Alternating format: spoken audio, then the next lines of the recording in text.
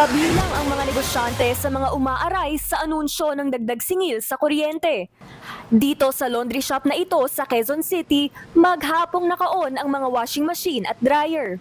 Kaya naman apektado ang kanilang kita kapag may dagdag sa gastusin, gaano man daw kaliit. Babawi tayo pag maraming customer. Wala naman tayong magagawa. Pag nagka-on yan, syempre gagana yung kuryente. Hindi naman na binubunot siya, nakamintin na talagang naka-on. Ang restaurant owner na ito, iniinda rin ang anunsyo ng Meralco lalo't kaliwat kanan ang bayarin. It will be another burden to us. Like we are really suffering. The rentals are already very high. And if you are also compare the commodities and electricity price, if it's increasing again, I'm sure not only me, a lot of people are suffering.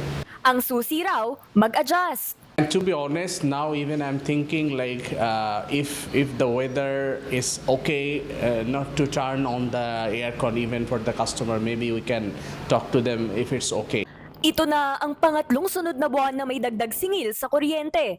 Sabi ng Meralco, 15 sentimo ang aumento sa kada kilowatt hour o katumbas ng halos 31 pesos sa kada 200 kilowatt hour na konsumo. Paliwanag ng Meralco, ang rate increase ay dahil naman sa dagdag singil sa transmission charges. Ito yung parang standby charge. Kumbaga parang, siguro kung ahalin tulad natin to, ito yung spare tire. Kailangan mong makapag-prepare in case may mangyari o may magkaroon ng problema. Kung wala kang reserve o ancillary services, wala kang reserba. These are necessary. Mahigit 50% ng transmission rate ngayong buwan ay galing sa ancillary service charges. Ang pangunahing sanhi po nito ng pagtaas sa transmission charge ngayong buwan ay yung mas mataas na ancillary service charges.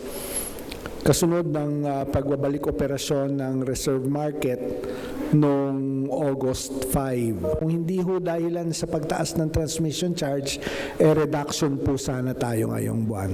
Muling pinayuhan ng Meralco ang mga consumer na maging madiskarte para makatipid sa kuryente.